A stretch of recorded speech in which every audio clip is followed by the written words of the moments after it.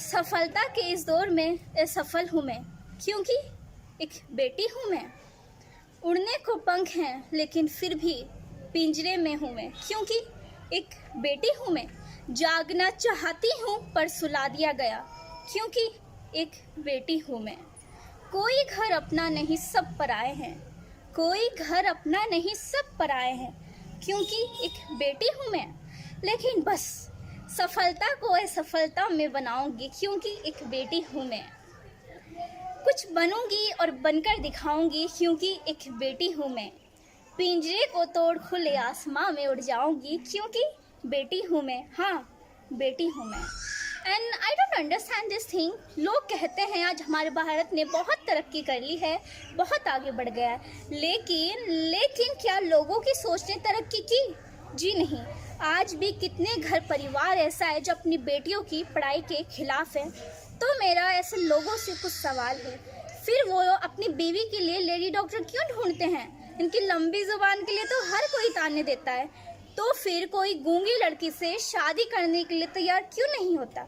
है कोई जवाब आपके पास? है कोई जवाब आपके पास? अजीब रिवाज है हमारे मुल्क का। नियत आदमियों की खराब होती है और घूंघट औरतों को निकलवाया जाता है, और हम कहते हैं हमारा देश बहुत आगे बढ़ गया है, बहुत तरक्की कर ली है। और हाँ, ये समाज और इस समाज की संकीर्ण मानसिकता और इस मानसिकता के साथ यहाँ के लोग कई सवाल जवाब करते हैं कि मैं लड़की हूँ, मेरे लड़की होने पर कई सवाल जवाब करते हैं। इसलिए आज कुछ सवाल और जवाब मेरी तरफ से। क्या समाज को उस लड़की की पीड़ा नजर नहीं आती जो अपनी माँ के गर्भ में चीख चीख कर रो कर ये कहती है, माँ मुझे भी बाहर आना है, मुझे भी इस दुनिया को देखना है? क्या इस समाज को उस लड़की की पीड़ा नजर नहीं आती जिसके सिर्फ ना कहने पर उसके चेहरे पर तेजाब डाल दिया जाता है? क्या इस समाज को उस लड़के की पीड़ा नजर नहीं आती जिसके साथ हर रोज बलात्कार जैसा गुनाह होता है? क्या इस समाज को उस लड़की की पीड़ा नजर नहीं आती जो अपने आप को दिन के उजाले में भी असुरक्षित महसूस करती है? अक्सर कहा जाता है कि पुरुष समाज औरतों का दुश्मन है, लेकिन मैं ऐसा नहीं मानती। It's not a reality, because actual में ऐसा नहीं है कि पुरुष समाज औरतों का दुश्मन है, क्योंकि कुछ पुरुषों की वजह से हम पूरे पुरुष समाज को गलत नहीं कह सकते। इनफैक्ट देखा जाए तो एक औरत ही है जो दूसरी औरत की दुश्मन है। इनफैक्ट आप किसी भी रिलेशनशिप में देख लीजिए, एक औरत ही होती है जो दूसरी औरत को डोमिनेट करती है, पुल करती है, ताने देती है।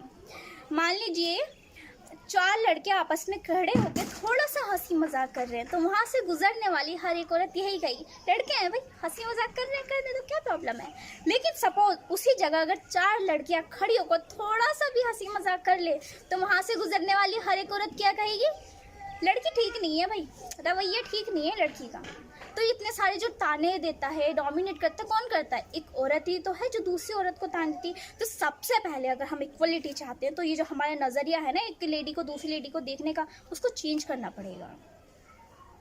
और मैं यही कहना चाहूँगी उन पुरुषों से जो लेडीज़ फर्स्ट कहते हैं। हम लेडीज़ फर्स्ट नहीं चाहते, बिकॉज हम इक्वलिटी चाहते हैं। हमें इक्वलिटी चाहिए। कार बस में डिब्बा, ट्रेन में डिब्बा, कार में सीट मत दीजिए। अगर करना है तो बस इतना कीजिए कि अगर कोई औरत आपके पास खड़ी हो तो उसे असुरक्षित महसूस ना हो। उसकी जीत को अपनी हार मत समझिए। हम बराबरी चाहते हैं भाई, हम बराबरी चाहते हैं। अगर करना है तो बस इतना कीजिए कि वो जो आपके लिए इतना सब कुछ सेक्रीफाइस करती है उसको फील कीजिए। और लास्टली मैं यही कहना चाहूँगी, सब कुछ करके कुछ ना कहना हमें थोड़ा भी गुमान नहीं। सब कुछ करके कुछ ना कहना हमें थोड़ा भी गुमान नहीं। महिला होना, स्त्री होना, लड़की होना इतना भी आसान नहीं।